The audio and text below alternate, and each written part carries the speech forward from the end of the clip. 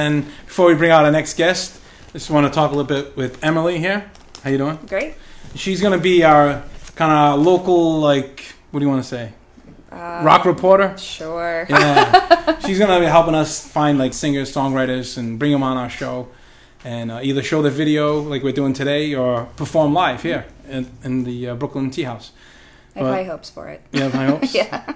So, you ready for our first music guest of our very first episode? I think everybody else is too, isn't that right? Everybody ready? Yeah. All right. And before I bring him out, we are all connected to Greg Lato somehow.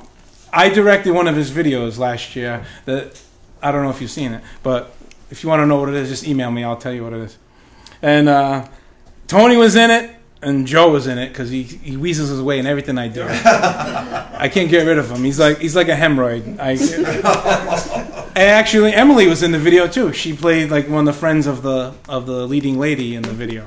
But no further ado, let's bring out our good friend, singer-songwriter, pop artist, Greg Lato. What's up, man? Good to see you. Tony, Joe. Don't worry about Joe. He's in the little kiddie seat now, Joey. Hey, Joey. So how's it going, man? Good. You're a busy guy. Yeah, you got keeping busy. New CD coming out? Right, well, the CD is out. Yeah, all right. So, and what's the title? Do the best with what I got. All right. So, and you actually recorded that in L.A., right? I did. All right. Yeah. I worked with Weezer and Avril Lavigne's musical director. Cool. And he actually tours with Avril. Oh, wow. So, want to shout out? Give him a shout out. His name? Yeah, Jim McGorman. All right. So look him up. He's plays wherever she plays. So I'm glad you got the chance to come down today and hang out with us. Thanks. It's an honor to be your first guest. I know. It's cool. We're all excited here. This is our first. We have no idea how this will turn out, but you know. That's okay. And Emily actually did a little research and she has some questions for you. All right. Yes. I'm gonna let her do it. You know, let her do her thing. Well, how exactly do you describe your music when you're talking to somebody who maybe hadn't heard it before? I would say it's definitely pop, but it's pop like a Phil Collins would be pop, or the Cars, or Hall & Oates. Okay. That kind of a thing. It's kind of a throwback, retro, if you will, but it also has a modern quality to it. Yeah. So it's a mixture between the two. Excellent. How do you sort of play that into your musical making process? Like maybe from the first song that you wrote and put together, how's that start from? Well, how I start writing is I'll come up with a melody, and usually it's in the shower. Now, out of all of the places that you've played so far in Rhode Island, what's your favorite? Well, that's a good question. What's your favorite venue? Where have I played? Lupo's. That's a good one. That's a good venue. That was a good one. Say that's my favorite. You know what was cool about Lupo's is that, I think it was like a year and a half ago. It was like my first time ever playing Lupo's. And you go in the back room, and there's a brick wall, and it has the names of people who have performed there. And I saw Seal's name. Oh, nice. And that was it. Like, I was like, I'm on the same stage that Seal was on. Like, I'm a huge Seal fan. So, you know, I wanted to put my name like right near his, but it was like a ton of names around him. Put a heart around it. But I ended up, I don't know. The same thing as a stand-up comic. The same thing happened to me at the Hanover Theater in Worcester.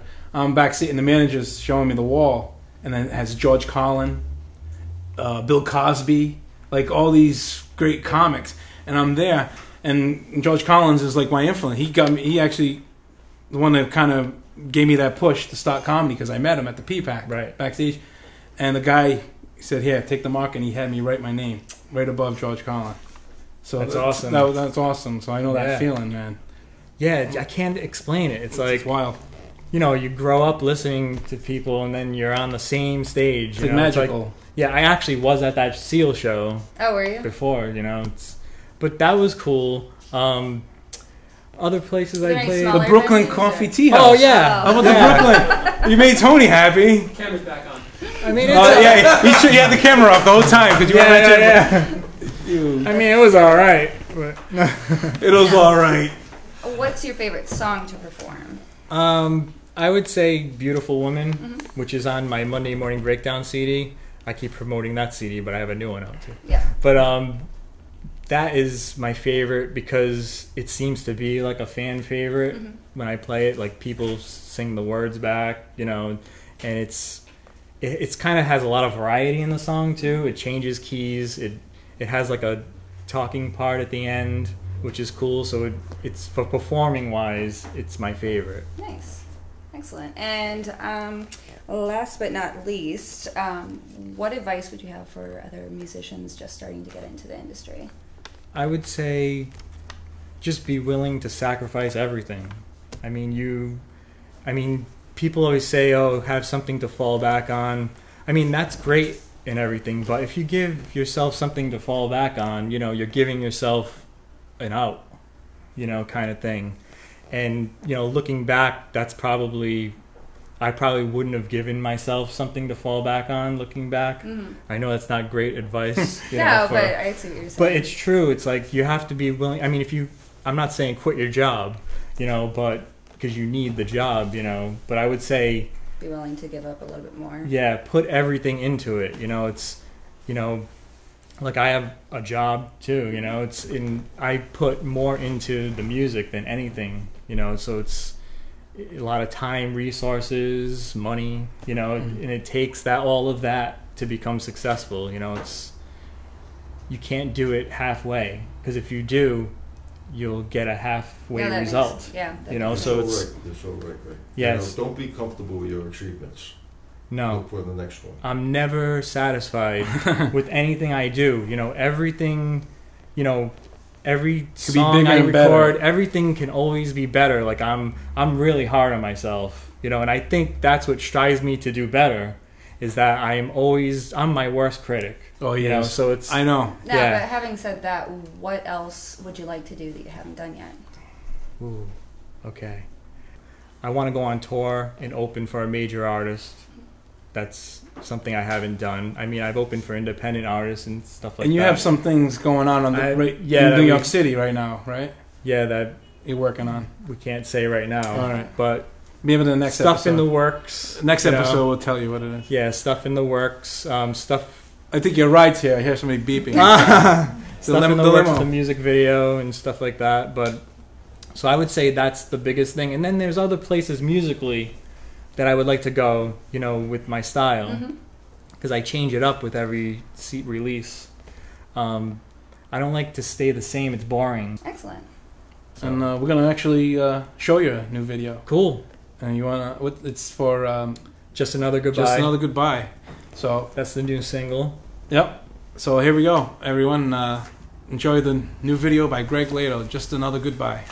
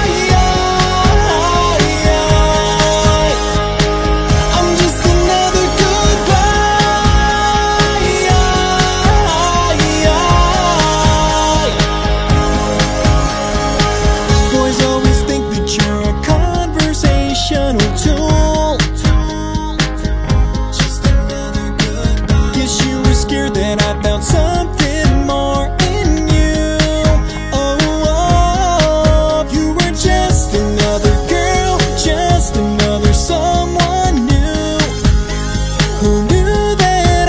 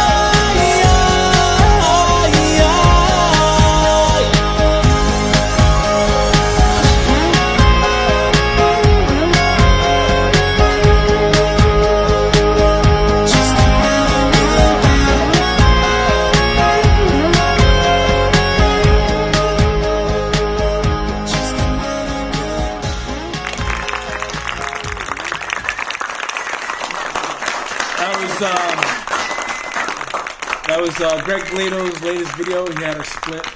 He's a busy guy. We thank Greg for coming down, and Tony Lepore, the dancing cop. And now we're coming to a close of the show, but before we go, guys, we have a special treat. Yes, we do. We have a guy coming on. It's a fellow comic. He's like a brother, more like a stepbrother to me. A red-headed stepbrother. Now let's give it up for Mike Murray, the deaf comic. What's up, man?